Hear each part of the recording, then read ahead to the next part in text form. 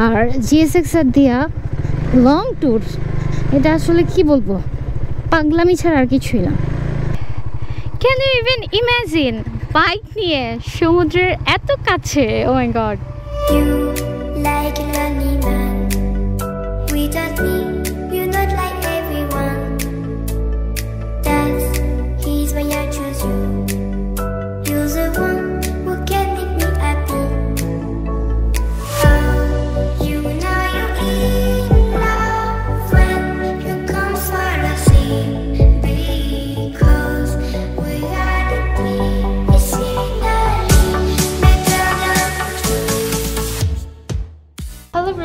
আসসালামু আলাইকুম সবাইকে, আশা করছি সবাই অনেক ভালো আছেন।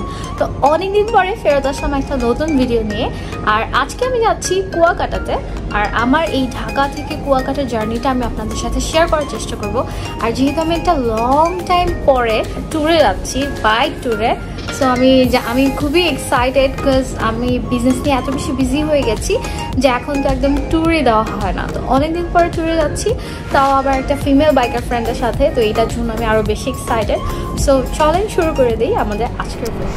আজকে যাচ্ছি কুয়াকাটাতে, আর অনেক দিন পরে ট্যুর দিচ্ছি, অনেক দিন পরে, লিটারালি অনেক দিন পরে, মানে কিছু বলার নাই। আমি আজকে অনেক বেশি এক্সাইটেড, বিকজ আমি প্রায় 1 বছর পরে বাইক নিয়ে, 1 বছর না আরও বেশি হবে, 1 বছর পরে আমি বাইক নিয়ে ট্যুর দিচ্ছি। আমি অনেক বেশি এক্সাইটেড, আর আরও বেশি এক্সাইটেড এই কারণে যে আমি আমার ফিমেল বাইকার ফ্রেন্ড ফারিয়ার সাথে ট্যুর দিচ্ছি। তো ও জিএসএক্সে রাইড করতেছে, আমিও জিএসএক্সে রাইড করতেছি, অ্যান্ড আমরা সবাই, আমাদের সাথে আরও একটা জিএসএক্সার আছে এবং আমাদের সাথে ফারাবি ভাইয়াও আছে। আমরা টোটাল 4টা বাইকে যাচ্ছি। তো এখন আছি মাওয়া রোডে। মাওয়া রোডটা আসলে এত বেশি কমন, আর আমি এত বেশি ব্লগ করেছি যে এখন আর ভিডিও করার ইচ্ছা নাই, বিকজ আমি নিজেও জানি না যে ক্যামেরার সেট আপ ঠিক মতো হয়েছে কিনা। তো মাওয়া পার হয়ে আমরা একটা ব্রেক নিব, সেখানে আমি একদম সেট আপটা ঠিক করে তারপর হচ্ছে প্রপারলি ব্লগটা করা স্টার্ট করব। কারণ অনেক বেশি লেট হয়ে যাওয়ার কারণে, মানে আমি প্রবাবলি সব থেকে বেশি লেট করেছি আসার জন্য। তো অনেক বেশি লেট হয়ে যাওয়ার কারণে আসলে সব কিছু একদম তাড়াহুড়ো করেই রওনা দেওয়া হয়েছে। আর এবারে টোটালি ডিফারেন্ট একটা ট্যুরের ফিল হচ্ছে আমার, কারণ টোটালি সব নতুন মানুষদের সাথে ট্যুরে যাচ্ছি। অ্যান্ড আশা করছি যে ট্যুরটা অনেক অনেক অনেক বেস্ট হবে, and hope for the best. দেখা যাক কীরকম হয় ট্যুরটা। মাঝে টোল, মানে সেকেন্ড টোলটা দিয়ে দিয়েছি, এখন হচ্ছে পদ্মা সেতুতে গিয়ে পদ্মা সেতুর টোলটা দিব। তো আমরা সবাই সবার টোল, লাইক আসার যাওয়ার, ফারাবি ভাইকে দিয়ে দিছি যেন আর ঝামেলা না হয়। কারণ সবাই যদি আলাদা আলাদা টোল দেয়, এটা আসলে one kind of hassle, and that's why আমার মনে হয় যে এটাই ঠিক আছে। চলে আসছি পদ্মা সেতুর টোল বক্সে, আর এখন আমরা টোল দিয়ে জাস্ট পদ্মা সেতুতে উঠে যাব। আর এই জায়গাটার জন্য আমি বরাবরই অনেক বেশি এক্সাইটেড থাকি, কারণ পদ্মা সেতু আসলে মানে এমন একটা জায়গা যেখানে উঠলে মনে হয় যে ওয়াও, বাংলাদেশের একটা বেস্ট ক্রিয়েশন হচ্ছে পদ্মা সেতু।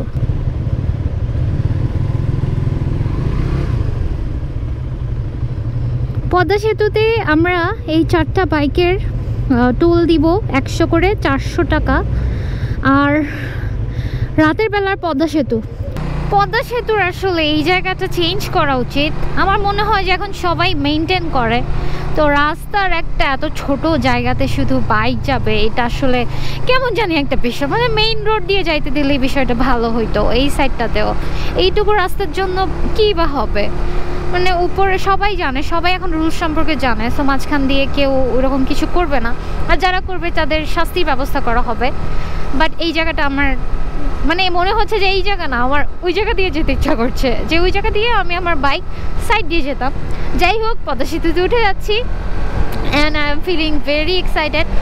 আজকের ব্লগে এক্সাইটেড ওয়ার্ডটা আপনারা আমার কাছ থেকে অনেক বেশি শুনবেন, কারণ আজকে আমার এমন একটা ফিল হচ্ছে যে মনে হচ্ছে যে আমি নতুন ট্যুরে যাচ্ছি। ট্যুর কিন্তু আমি অনেক করেছি, অনেক অনেক অনেক অনেক করেছি, এবং আমার দেওয়া ট্যুরের 50%ই আমি ব্লগ করি নাই। 50%ও না, হবে 70% ট্যুরে আমি কোনো ব্লগ করি নাই, এমনিই গিয়েছি। আর 30%-এ ব্লগ করা হয়েছে, কারণ ওইরকম আসলে সিচুয়েশন পাইনি। তো যাই হোক, অনেকদিন পরে একটা ব্লগ করার মতো পরিবেশে ট্যুরে যাচ্ছি, এই জন্য অনেক বেশি ভালো লাগছে। ফাইনালি উঠে গিয়েছি পদ্মা সেতুতে। ওয়াও, অনেক দিন পরে অনেক ভালো লাগছে, অনেক ভালো লাগছে। আর আশা করছি we will get a best ride inshallah and this tour will be very memorable for us. যাই হোক, দেখেন অনেক কুয়াশা পড়ে গেছে এন্ড এত বেশি ভালো লাগতেছে। ও মাই গড, অনেক ঠান্ডা ঠান্ডা লাগতেছে, কিন্তু ঢাকার ভিতরে তো একদম মানে শীত নাই বললেই চলে। বাট এই পদ্মা সেতুতে এসে বা যখন আমরা ট্যুর স্টার্ট করলাম, মনে হচ্ছে যে ঠান্ডা একদম চলেই আসছে, ঠান্ডা লাগতেছে কিন্তু। আর এখন মনে হচ্ছে যে একটা ভারী কাপড় পরে আসলে ভালো হতো। ইয়ে, ট্যুরে যাচ্ছি, কি মজা! ইয়ে, আমি পুরো বাচ্চাদের মতো করতেছি।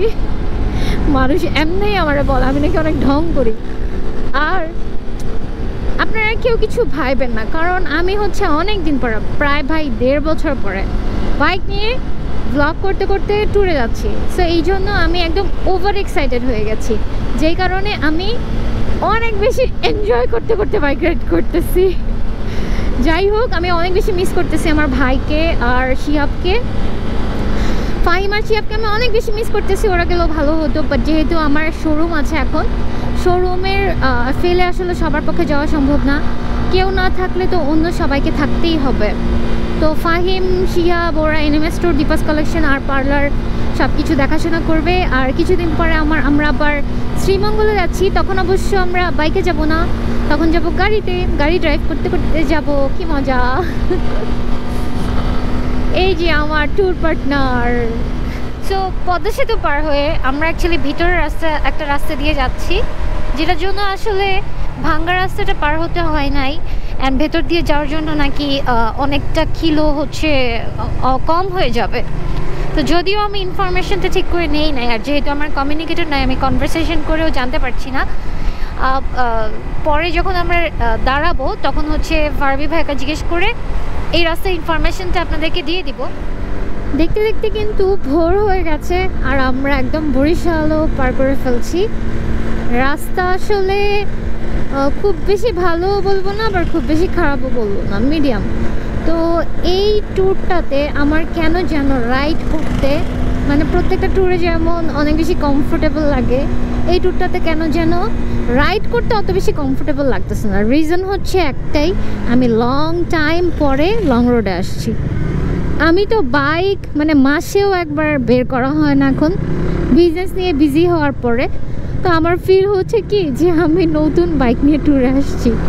আসলে যে কোনো কিছুই যদি লং টাইম আমরা প্র্যাকটিসে না থাকি, একটুখানি কেমন যেন হয়ে যায়। বাট অত বেশি ওইরকম কিছুও না, আমার ঠিকঠাকই লাগছে।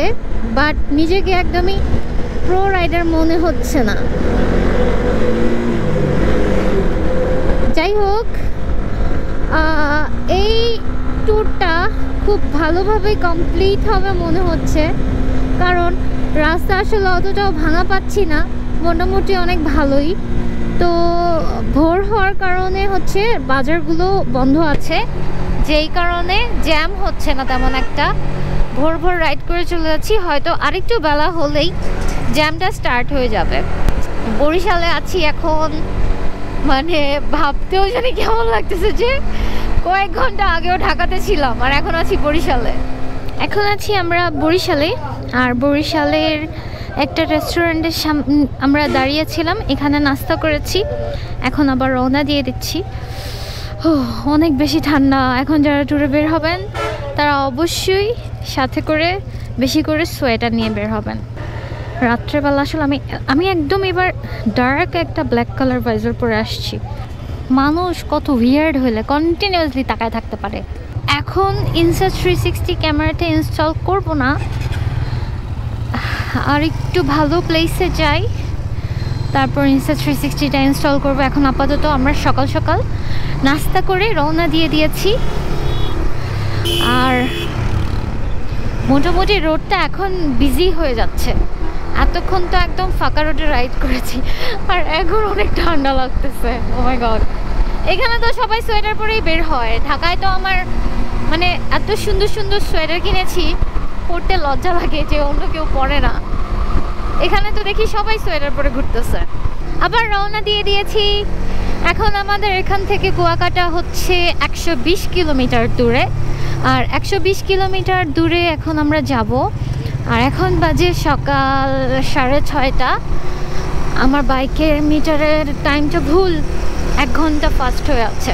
যাই হোক, এখন হচ্ছে বাজে সকাল 6:30। তো আশা করছি 10টার মধ্যে আমরা চলে যাব। না, বরিশাল শহরটা সুন্দর, পরিষ্কার পরিচ্ছন্ন, সুন্দর। ও মা, বরিশালে দেখি হুট করে অটো চলে আসে। এটা তো শুধু বরিশালে না, এটা আসলে যখন আমি যে ঢাকা চিটাগাং হাইওয়েতে রাইড করি তখনও দেখি। আর আমরা এখন আছি মেবি বরিশাল শহরে। Hello Barishal, WhatsApp. সর্বোচ্চ গতিসীমা 20 কিলোমিটার, কিন্তু GSX এর 20 কিলোমিটারে কেমনে চালাবো, তাও ফাঁকা রাস্তায়। বললাম না যে আজকে আমার ফিল হচ্ছে, কেন জানি, মানে ফিল হচ্ছে কি নতুন ট্যুরে আসছি। আমি হয়তো এর আগে কখনো বাইক নিয়ে ট্যুর দিই নাই, কেন জানি এইরকম একটা ফিল হচ্ছে। অ্যান্ড তার থেকেও আরেকটা ইন্টারেস্টিং জিনিস বললে আপনারা ট্রাস্ট করবেন কি না জানি না। ঢাকা থেকে এই যে আমার হর্ন কাজ করতেছে না, একদমই কাজ করতেছে না। আমি লিটারেলি হর্ন ছাড়া চালাচ্ছি সেই ঢাকা থেকে স্টিল নাও, মানে হর্ন ইজ নট ওয়ার্কিং। ট্যুরের আগে কেন এগুলো হয় আমি জানি না। ট্যুর স্টার্ট দেওয়ার পরে দেখছি ওনার মাথাটা নষ্ট হয়ে গেছে, উনি বাজতেছে না, হর্নটাই বাজাচ্ছে না উনি। কেন? মনে হয় আমার সাথে রাগ করেছে আমার বাইক, কারণ আমি ট্যুর দিই না এখন, হতেই পারে। যাই হোক, এই ট্যুরটাতে আসলেই আমার অনেক অনেক অনেক নিউলি ফিল হচ্ছে, মনে হচ্ছে যে নতুন নতুন ট্যুরে যাচ্ছি। এটার রিজন একটাই, আমি প্রায় 1.5 বছর পরে বাইক নিয়ে ট্যুরে বের হয়েছি এবং ব্লগ করছি, এই জন্য আমার কাছে সব কিছুই নতুন নতুন লাগছে। ফাইনালি, ও মাই গড, এতক্ষণ ভুলেই গেছিলাম, মানে রাত্রেবেলা বাইক চালাতে চালাতে আমি এতক্ষণ ভুলেই গেছিলাম যে এখন তো সকাল হয়ে গেছে। তো এখন আমি আমার এই ডার্ক ব্ল্যাক ভাইজরটা নামিয়ে চালাতে পারি। আর LS2 আমার এই হেলমেটটা অনেক বেশি কমফোর্টেবল। ঢাকাতে বের হলে 80% টাইম আমি LS2 এই কার্বন হেলমেটটা পরি। তো আমি এবার ভাবলাম যে KYT হেলমেটটাতে আসলে আমি অনেক অনেক অনেক বেশি আনকমফোর্টেবল, বাট তারপরেও জাস্ট বিকজ অফ ওটার colour pink, and pink is my favourite colour, অনেক বেশি আনকমফোর্টেবল হওয়া সত্ত্বেও আমি ওই হেলমেটটা নিয়ে অনেক ট্যুর করেছি। ইভেন টেকনাফ টু তেঁতুলিয়ার মতো একটা হার্ড ট্যুরও করেছি।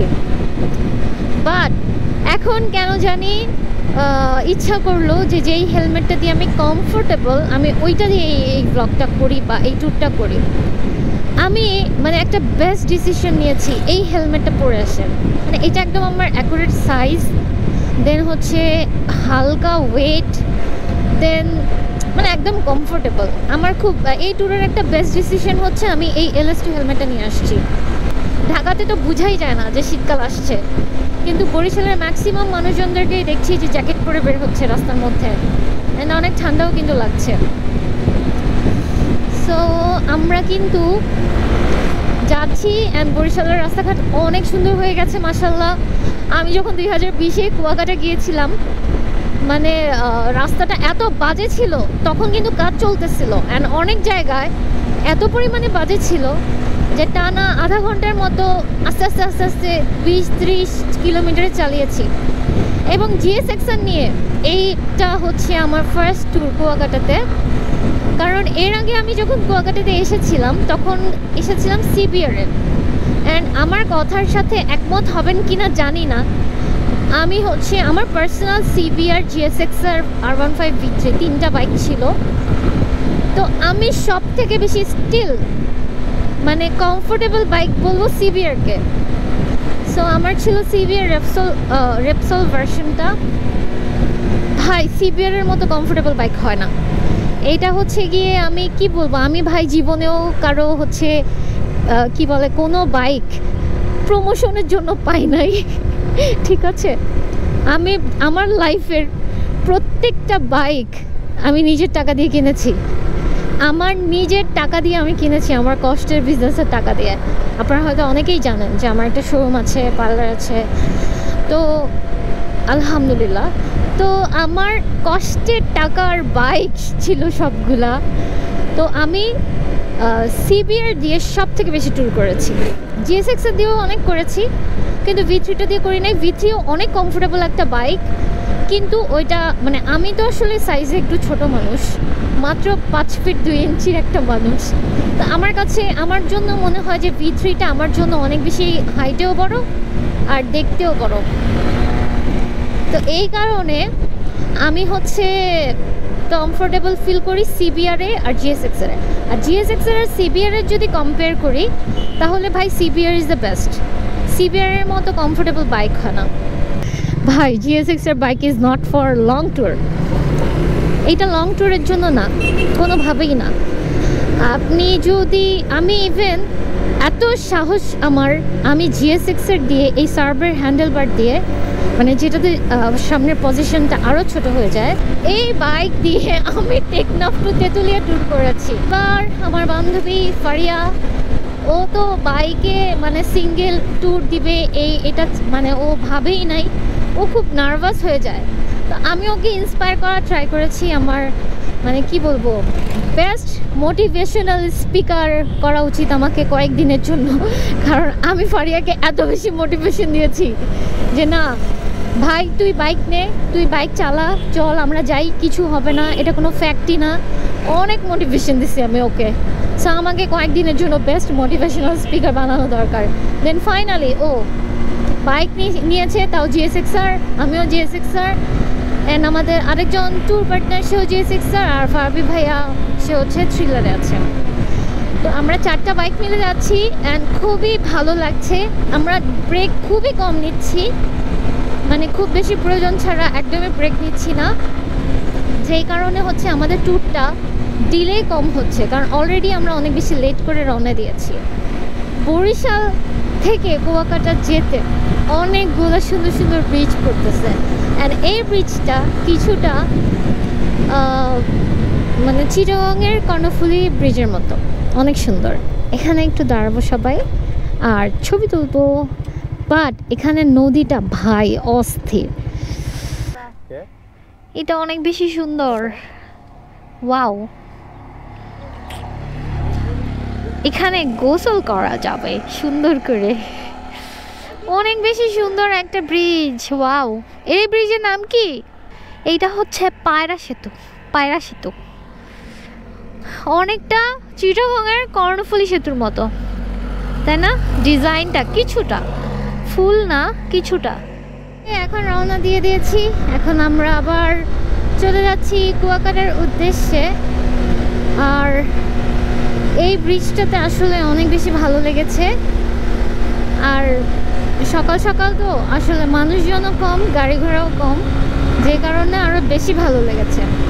তো আমরা এখন এই ভোরের কুয়াশার মধ্যে যাচ্ছি কুয়াকাটাতে। আজকের রাইডটা আসলে মানে কেন জানি খুব টায়ার্ড লাগছে না। ইউজুয়ালি হচ্ছে আমরা যখন রাত থেকে সকাল হয়ে যায় তখন কিন্তু একটু মানে টায়ার্ড লাগে। তো এই যে পায়রা সেতুর টোল, এখানে আসলে আমি সব টোল একবারেই ফারবি ভাইয়াকে দিয়ে দিছি। আমরা সবাই মানে ঢাকা থেকে শুরু করে যাওয়ার আর আসার সব টোল একসাথে দিয়ে দিয়েছি, যেই কারণে আমাদেরকে আর এই হ্যাসেলটা নিতে হচ্ছে না সবার পকেট থেকে বের করে করে টোল দেওয়ার। ওকে, সো পায়রা সেতু, এই জন্য আমি বলতেও পারছি না যে কোথায় কত টাকা টোল। পায়রা বন্দর থেকে, পায়রা সেতু থেকে প্রায় 60 কিলোমিটার রাইড করার পরে আমরা হচ্ছে এই চায়ের দোকানে বসেছিলাম কিছুক্ষণ।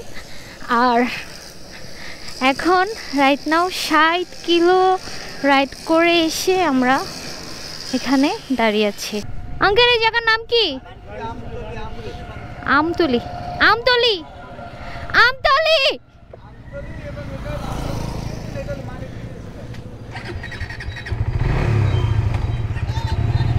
ওই যে ওখানে লেখা আছে, ওই যে পোস্টারে লেখা। আমাদের থেকে কুয়াকাটা হচ্ছে আর মাত্র 40 কিলোমিটার দূরে, অ্যান্ড ওরা খুবই ভয় দেখাচ্ছে যে লাস্ট 17 কিলোমিটার নাকি অনেক বেশি ভাঙা, সেখানে নাকি বাইকই চালাইতে পারবো না। সো তো দেখা যাক যে আসলেই এরকম কোনো কিছু আছে কিনা। ওকে, সো আবার স্টার্ট করে দিচ্ছি, লেটস গো। উফ, এই রোদটা উঠে গেছে, এখন তো ঠান্ডাটা একদমই লাগছে না। তারপরেও মানে ইউজুয়াল টাইমে রোদ উঠলেও তো মানে রোদ উঠলে যে পরিমাণ তাপ লাগে বা গরম লাগে সেটা অ্যাকচুয়ালি লাগছে না, বাট মানে শীত শীত একটা রোদ। এটা যদি দাঁড়িয়ে থাকি তাহলে গরম লাগছিল, কিন্তু এখন যখন আবার মানে টান দিলাম বাইকটা তখন আবার বাতাসটা অনেক ঠান্ডা।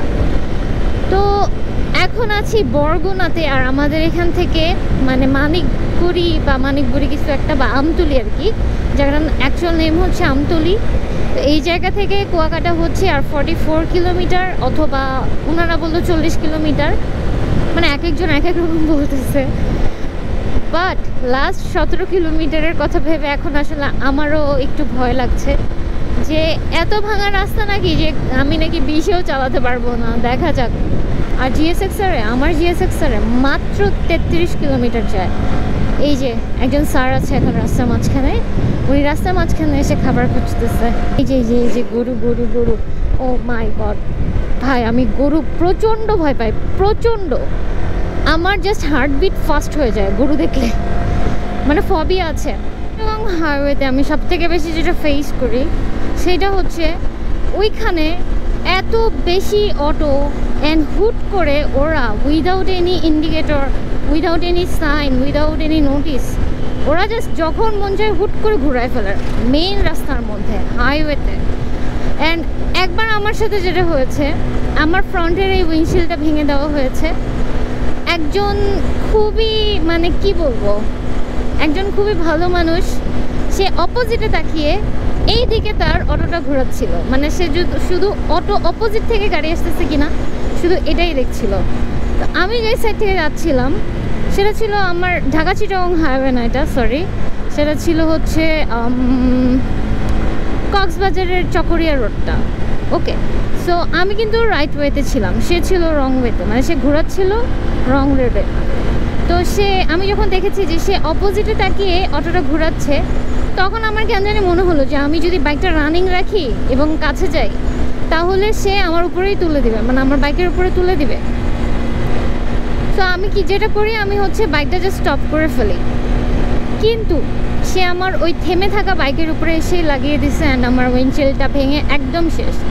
আমার প্রচণ্ড মেজাজ খারাপ হয়ে গেছিলো। তখন আমি জাস্ট বাইক থেকে নেমেই তার অটোর যে চাবি ছিল ওইটা নিয়ে নিছিলাম, আর আমার বাইক তো কাজ হয়ে পড়েছিল তখন। পরে যেটা হয়েছে, সে টুক করে আরেকটা চাবি বের করে টান দিয়ে চলে গেছে। আসলে আমি যে তার চাবিটা নিয়ে নিয়েছিলাম, আমি আলটিমেটলি কিছুই করতাম না, সে যা সরি বলতো আমি যা শুনতাম, সে তার ভুলের জন্য সরি বলতো, এটাই। কিন্তু সে টুস করে আরেকটা চাবি বের করে ওটা দিয়ে স্টার্ট করে চলে গেছে। আমাকে সিম্পলি একটা সরিও বলে নাই, হয়তো ভয় পাইছে, ভাবছে যে আমার সাথে ওরা হয়তো ওরা ধরে এখন মারধর করবে, এরকম কিছু। তো ওইটা ছিল একটা ব্যাড এক্সপিরিয়েন্স। বাট এই রোডে যেটা দেখলাম, যে এই রোডের যে অটোওয়ালাগুলো আছে তারা হচ্ছে হুট করে এভাবে না দেখে টার্ন নেয় না, মানে আমি এখনও একটাও এরকম ফেস করি নাই। আমি দেখলাম যে তারা নোটিশ রেখে তারপর টার্ন নেয়, সেই জিনিসটা আমার ভালো লেগেছে। এবার আমি জানি না যে সবাই এটা, হয়তো সবাই আমার মতো, আমি চকরিয়া রোডে আমার যেরকম এক্সপিরিয়েন্স হয়েছে, অনেকের এই রোডেও ওইরকম এক্সপিরিয়েন্স হতে পারে। আচ্ছা, আমার কি মানে ব্রেক লক হয়ে যাচ্ছে নাকি আমি বুঝতেছি না। এই যে মানে ব্রেক লিভারটা হার্ড হয়ে যায় মাঝে মাঝে, 2-3টা প্রেস করলে তারপর কাজ করে, এরকমটা আগে ফেস করি নাই। সামনে ফ্রন্টে ডিস্ক লাগানোর পরে এরকমটা হচ্ছে। অবশ্য এটা লাগিয়ে মানে কি বলবো, এবার নতুন অনেক কিছু ইনস্টল করে জাস্ট ট্যুরে চলে আসছি। ডিস্ক নতুন, টায়ার নতুন, মডিফিকেশন নতুন, স্টিকারগুলো নতুন, সব কিছুই নতুন। এটা আসলেই অনেক ভাঙা। আমি ভাবছিলাম যে কতটুকু বা ভাঙা হবে, বাট পুরাটা রাস্তা আসলেই অনেক বেশি ভাঙা। এখানে আবার মানে একটু আগে যা ছিল তার সেই তুলনায় এখানে অনেক বেশি ভালো। তো এই রাস্তাটার জন্যই মেবি বলেছে যে লাস্ট 17 কিলোমিটার একদম বাজে রাস্তা। বাট আই থিঙ্ক এইখানে রাস্তা ঠিক করেছে না, মানে রাস্তা ঠিক করে নাই, রাস্তা মাঝখানে আবার আছে। যাই হোক, পুরোটা এভাবে যাওয়া যাবে, মানে যতটা ভাঙা ভেবেছিলাম আসলে ততটা না। আমি আসলে একটু ভয়ই পেয়েছিলাম ওদের কাছে শুনে যে অনেক ভাঙা, বাট হ্যাঁ টানা যাচ্ছে না। বাইকের তো মায়া আছে যে এরকম রাস্তায় যদি GSX দিয়ে জোরে টানাটানি করি তাহলে বাইকেরই প্রবলেম হবে, বলরেসেরও প্রবলেম হবে। যাই হোক, এভাবেই রাইড করে করে চলে যাই সাবধানে। দেখা যাক কতটা রাস্তা এরকম। আর এইরকম রাস্তায় আসলে যখন অটোগুলা সাইড দেয় না বা একদম খুব বাজেভাবে চালাইতে থাকে তখন খুব মেজাজ খারাপ হয়ে যায়। খুব মনে হয় যে আমি যদি ছেলে হইতাম ওই অটোওয়ালারে ধরে আজ কি করতাম। একটু আগে ফেস করেছিলাম এরকম যে ও যাত্রী ডাকতেছে আর আমাকে সাইড দিচ্ছে না, আর একদম মিডল বরাবর যাচ্ছে, যে ও এমনভাবে যাচ্ছে যে কোনো সাইড দিয়ে আমি যেতে পারছি না। খুব মেজাজ খারাপ হয়ে গেছিল তখন। বাবা এইভাবে তো আর 5 মিনিট চালাইলেই হাত পা ঘাড় মাথা সব ব্যথা স্টার্ট হয়ে যাবে। কিছু করার নাই, এতটা রাস্তা আসছি, এইটুকু রাস্তাও যেতে হবে, ভাঙা হলেও nothing to do. But I think ঠিক করতেছে। উত্তরবঙ্গের রাস্তা থেকে মনে হচ্ছে যে এটা বেটার। উত্তরবঙ্গের যেই রাস্তা ফেস করে আসছি, ও মাই গড, এখানে চালাতে আসলেই হাতে ব্যথা করতেছে অলরেডি। কবে যে আবার বাইক কিনবো, ও অনেকে হয়তো জানেন না আমার রেপসল বাইকটা আমি সেল করে দিয়েছি, V3টাও। সো এখন আমার কাছে শুধু GSX সেটটাই আছে। আর GSX সেট দিয়া লং ট্যুর, এটা আসলে কি বলবো, পাগলামি ছাড়া আর কিছুই না। মানে এই যে ঢাকা থেকে রাইড করে আসলাম, প্রত্যেকবারই অন্যরা ব্রেক নিতে দাঁড়িয়েছে তো আমি সাথে দাঁড়িয়েছি, আমি একবারও বলি নাই যে ব্রেক নিতে হবে। বাট এখানে এইটুকু চালাই মনে হচ্ছে যে বলি যে একটু ব্রেক নাও। ঘাড়ের মাঝখানটা পিছন সাইডে পুরা ব্যথা করতেছে এইটুকু রাইড করেই। বাবা হাতটা পুরো ঝিনঝিন হয়ে যাচ্ছে। এরকম রাস্তায় কি রাইড করা যায়, তাও স্পোর্টস বাইক নিয়ে? এগুলো রাস্তা অফ রোড বাইকের জন্য ঠিক আছে, এত বেশি ভালো। ও মাই গড, ভালো রাস্তায় উঠে গেছি। Thank god. হ্যালো, আহারে বাড়িটা ভেঙে গেছে। ভাঙা রাস্তা পার করে ফেলেছি। আমি তো ভেবেছিলাম আরো অনেকটুকু এরকম রাস্তা থাকবে। Thank god. ভাই আবার ভাঙা রাস্তায় আসলাম, আবার ভাঙা রাস্তা। আমি ভাবছিলাম তখন ফ্রেশ রোডে উঠে, আসলে একটা টোলের ব্রিজ ছিল, ওই ব্রিজের জন্য একটুখানি ভালো রাস্তা করছে, আবার ভাঙা রাস্তা। এখানকার মানুষ যারা রেগুলার চলাফেরা করেন তাদের যে কত বেশি অসুবিধা হচ্ছে এটা আসলে বোঝাই যাচ্ছে। মানে রোডগুলো নট অনলি ভাঙা বাট অলসো অনেক বেশি ডেঞ্জারাস টু রাইড। মানে রাস্তার মাঝখানে বালু, ইটের গুঁড়া, পাথরের গুঁড়া, which is very much harmful for bikers. মানে 2 চাকার জিনিস ভাই, যে কোনো টাইমে স্লিপ হতে পারে। ও ফাইনালি চলে আসলাম কুয়াকাটার একদমই কাছে। আর এখন এখানে এসে দেখতেছি যে খালি অটো আর অটো। ও ফাইনালি কুয়াকাটাতে চলে এসেছি। সামনে কি এটা?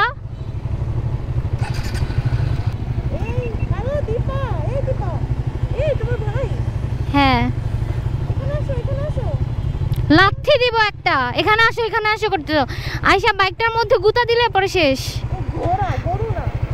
তো এখন আমরা জাস্ট হোটেলে চেক ইন করবো, একটু ফ্রেশ হব, দেন বের হব। আর এখানে এসে থাকবো, ঘুরবো, সেটা নিয়ে আমি একটা সেকেন্ড পার্ট ভিডিও করব। তো এই ভিডিওতে আমি জাস্ট আপনাদের সাথে শেয়ার করছি আমার ঢাকা থেকে কুয়াকাটা আসা পর্যন্ত জার্নিটা। তো এরপরে আমরা চেক ইন করে আমাদের রুমে উঠে যাই। আর রুমে উঠে যাওয়ার পরে ফ্রেশ হয়ে আমরা এত বেশি টায়ার্ড ছিলাম যে আমরা সবাই একটু ন্যাপ নিয়ে ফেলি। আর দিনের বেলাতে আর ঘোরাঘুরি করা হয়নি। তো সেই বিষয়গুলো শেয়ার করব আমার কুয়াকাটা ব্লগ পার্ট 2-তে। আর যেহেতু আমি এতদিন পর কামব্যাক করেছি ইউটিউবে, তো আমি এক্সপেক্ট করব আপনারা সবাই আমাকে অনেক সাপোর্ট করবেন আর আমার ভিডিওটা অবশ্যই লাইক, কমেন্ট এন্ড শেয়ার করে দিবেন। আর যেহেতু এতদিন পরে আমি ভিডিও আপলোড করেছি, তাই সব সবসময় চেষ্টা করব যে এখন থেকে রেগুলার হয়ে যাওয়ার। আমি কিন্তু বিজনেস নিয়ে ব্যস্ত থাকার কারণে একদমই ভিডিওতে অ্যাক্টিভ হতে পারছিলাম না, কিন্তু এখন একটু সময় বের করে কিছুটা অ্যাক্টিভ হওয়ার চেষ্টা করছি। তো সবাই অবশ্যই আমাকে সাপোর্ট করবেন, সবাই অনেক বেশি ভালো থাকবেন। আজকের মতো এখানেই বিদায় নিচ্ছি, দেখা হচ্ছে আমার কুয়াকাটা ব্লগ পার্ট 2 তে। সবাই অনেক ভালো থাকবেন, আল্লাহ হাফেজ, আসসালামু আলাইকুম, বাই বাই।